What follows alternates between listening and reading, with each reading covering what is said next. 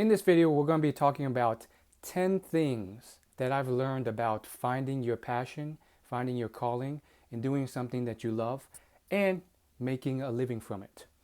So stay tuned and enjoy. I know a lot of young students watch my channel, and they're going to have that question and they're going to have to figure it out. I know it's already starting to linger in their minds because their parents, everyone talks about either finding your passion or just become a doctor, lawyer, engineer because it makes a lot of money. So where's the medium there? Okay, let's just get into it. Tip number one. The first tip is, and I credit this tip to a local friend and mentor, as well as a bunch of books that's talked about this from the positive psychology perspective.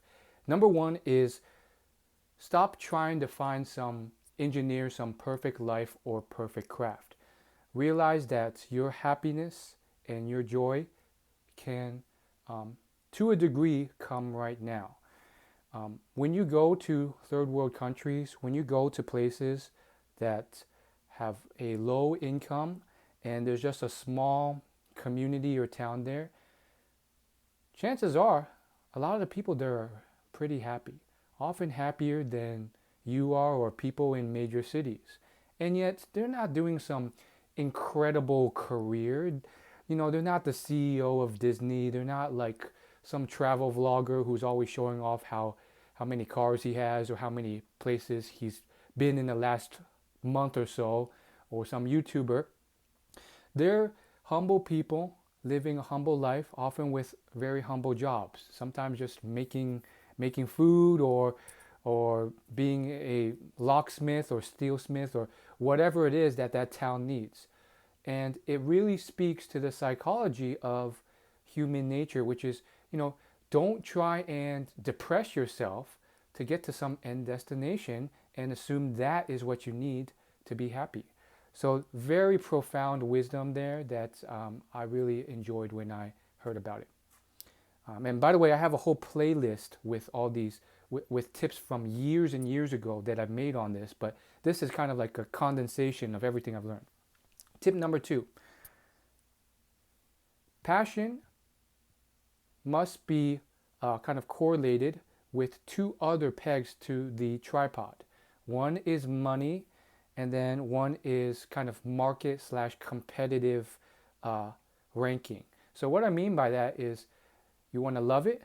You also want to find something that actually pays you money. There's stuff that you're passionate about, but no one's going to pay you for. And then the third triangle is actually being competitive at that. You might love graphic design and you're good and that pays money, but you're horrible at it compared to your competitors and no one's going to hire you. So that's the second tip. Tip number three, taste, test, try, fail, rinse, and repeat. This is one that Gary Vaynerchuk and a lot of other people mention often. If you don't know what your passion is, you have to get out there and try and test and tinker. And you may fail very often. You may fail a lot. I met this man and he went through tons of jobs. He was fired from many of them. Some of them he created himself because he didn't like his previous job. He started his own graphic design company. He hated management. He did all these different things, and ultimately he found what he liked, and that was selling and helping people. And so he's in real estate. And so that's tip number three, I think, and it's about testing and trying. You never really know until you try. You might think you really like it, and then you try and you fail, and you get fired or you quit, and that's a good thing. It's a learning experience. You might think failure is bad, but it's not. Otherwise, how are you supposed to know you don't like it? And that leads me to tip number four. Theory is one thing, and meditation, introspection is helpful, but you also have to combine that with going out in the real world and testing. Ty Lopez was one of the first people who kept mentioning this point, and that's one of the first people I heard say it. But basically, you can only do so much by meditating, drawing Venn diagrams, and thinking to yourself about it. Now, I personally think that's still very important because, you know, that level of awareness really can help point you into what brings you joy and which parts of uh, work you hate. However, I've also seen from personal experience that that only gets you so far, you know, um, and that's just theory. You don't even know what's out there, and you might think you like something, but it's all in your head. And then if you actually go out and try to see what a esthetician does or a dermatologist does, it may be a completely different lifestyle than you expect. So don't expect that you can just, think about it, especially if you're inexperienced or naive. Tip number five. Tip number five is about knowing what's out there and knowing what you don't know. What I mean by this is know that you don't know how much you don't know in terms of job titles specifically. Um, Ramit Sethi is one person that really hammered this point home. He's a big entrepreneurship, personal finance guy, and he talks a lot about career development as well. And one of the things he says is, you know, there's so many job titles out there, things that you don't even know exist. There's production assistant, there's email marketer, there's copywriter. I didn't even know copywriting existed until a few years ago. There's all sorts of job titles within the realm of business, the realm of whichever industry you think of. And oftentimes, a lot of that market gets unnoticed because, especially in college or just your general life, you only hear about the big ones like engineer, doctor, designer, uh, YouTuber. But a lot of those other things behind the scenes in the movies, I mean, production assistant, makeup artist, all these things are just forgotten or not known about. And that could be something you really enjoy. So going on to stuff like LinkedIn and really researching that is very helpful because there's so much out there. Um, Tip number six. Um, This is one I have to mention, although it may be conflicting, but it is an important point that I hear often. Ty Lopez has said it, and a lot of people I've seen in real life and online have said it. There's a difference between what you enjoy as a hobby and your passion. And what I mean by this is Ty Lopez says he wants, he's this entrepreneur, right? And in his past, he started a salsa business because he loves salsa. But after he started a business, he hated it. Why? Because, before he was only dancing salsa maybe 1 or 2 hours a day. But then when he had to start his business, he had to do it like 8 to 12 hours a day. All of a sudden, something that seems enjoyable becomes not because you're doing it for so long every day that it's something else. Now, I'm not trying to say that all your hobbies are not translatable into passions or careers. I'm just saying that some of them are only hobbies. They're not a red burning passion that you can do for 8-10 hours a day. So that's something to be sensitive of. I've met people, and they've said like they loved health and fitness, but then when it turned into a career, it's something else. Tip number 7. This was a great one that I learned from my local community and from local business people. It's also a very common entrepreneurial tip. Delegate away the things that you don't like doing. So obviously, if you're an employee, you can't necessarily do this as well, but maybe you still can. I don't know. Maybe your team can help. But, you might discover that you like certain things, but you hate other things. Think about it. One person maybe really likes selling, but they hate management. True story. And they may hate finances. They may hate math. They can delegate that away. Hire a bookkeeper, hire a manager, so you can focus on the selling part. And that's a great way of, getting rid of the mess and just doing what you love. I really like that tip. Tip number 8. Realize it's not about the end journey. It's also about the climb. So what do I mean by that?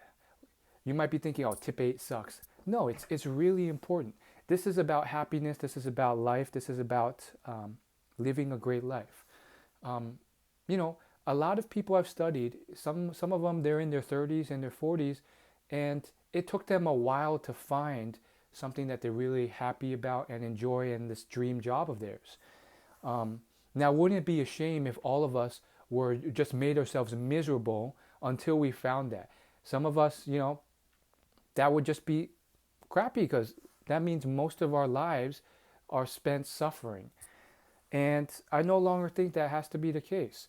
I think a lot of people, going back to my example of those third world country people living simple lives, even people in your country, I know people in the first world country, and sometimes it's the greeter at Walmart. Sometimes it's the guy at the uh, I remember working in the food and dining industry. There's a guy there making minimal wage with me. He was a good friend of mine, and he was happy all the time. And of course, he didn't really like the work. No one really likes, the work of, busting dishes, but he was happy. So, stop stressing yourself out about, oh, woe is me, I have to be depressed. Sometimes even for myself, you end up like almost unconsciously forcing yourself to be unhappy when that's not necessary. When you can still find a certain level of joy and happiness and fulfillment from the moment, even the journey of looking for what you can strive to, and maybe sure, you definitely still optimize and work towards it, but also it's not always about optimizing every little thing. And if you don't have this perfect career, it's over. Um, Tip number 9: figure out the inner value system, the inner motivational driver that you really care about. Um, when you really dig into a lot of people and the career they chose, it's not so much the exterior, like, oh, I'm a video game designer, or oh, I'm a nonprofit manager of this company.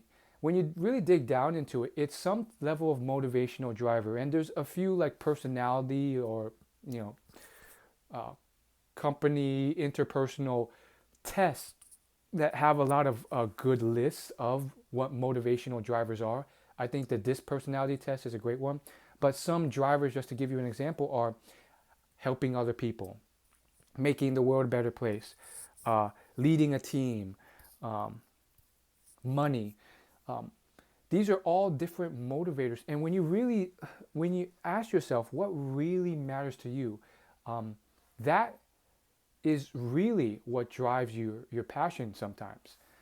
It's part of the equation, not the whole thing, but an important part. And so, I know people who, on the surface, it looks like they really like to sell stuff. They're a salesman and they love it. But when you dig under the surface, um, it's really about helping people. And everyone's different. Some people it's about helping, some people it's about some other driver. But uh, when you really figure out what they care about, you're like, oh, that makes a lot more sense. I know a fitness coach, and he, on the surface, if you don't know him well, it's like, man, he just really is into fitness, and he's always teaching other people, and he's always coaching others and charging for his services. He must be very business driven. But when you really get to know him, you realize, wow, what he really cares about. He doesn't care about the money. What he really cares about is making an impact on others' lives. And if it wasn't fitness, he could have found many other industries and still satisfied himself with that. So that was very crucial. For me, I'm still working on learning about myself, but I've taken tests and I've introspected it enough to know that one of my big traits is learner. Big surprise, right?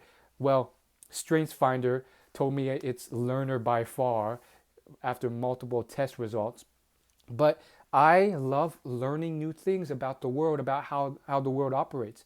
It turns out it really fascinates me, and it's why I learn so quickly. So that's one of the key ways that you can really figure out what you're looking for. And now tip number 10, you could say I saved the best for last, but that's not fair. All these tips I think are really good. But of course, tip 10 is going to be just as good, if not better, because I want to reward those people who watch till the end. Got to get that watch time in. Tip number 10 is about really figuring out what matters most to you and believing that it's possible. When I really look at the top performers, the people who actually make it to some pinnacle of a dream career, there's certain differences to them. And yes, there's a bit of truth to the whole claim that, oh, that's survivorship bias. All the successful entrepreneurs who say follow your passion because that'll make you more money than those who don't. Yes, there's some survivorship bias there because maybe the 99% who did the same thing and failed aren't left alive to say that. Maybe that's true, but regardless, it does seem like to get to that extreme level of success, passion is like a prerequisite.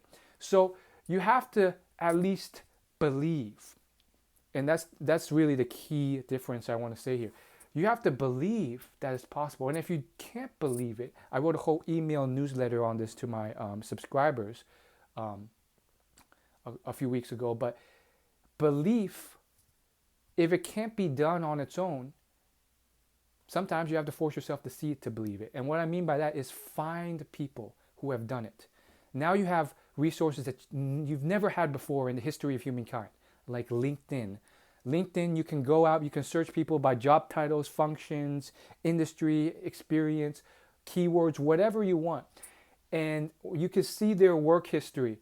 If you do the work, you do the research, it'll pay off because you'll find someone who probably never gets reached out to be asked to have a mentor because he's buried in LinkedIn somewhere, and he has a dream job, maybe a job in an industry or climate or title that you want one day, and you can see the progression, and you can just ask, don't have any ulterior motives. Ask him just to, for a 5-10 minute coffee meeting or phone call or something like that, and really ask him about how he did it.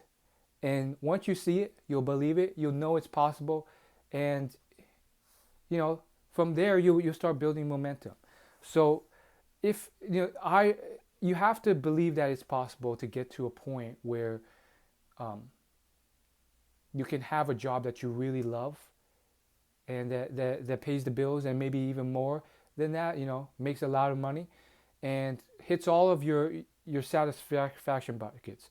If you don't think that's possible, you'll never look for it, you'll never strategize for it, you'll never seek it out, you'll never, figure out what skills you need to get there, you'll never get the experience you need. It all starts with first awareness, but then belief. So that's it. I'm sorry this was long, but hopefully it helped. Like, subscribe, comment. Thanks.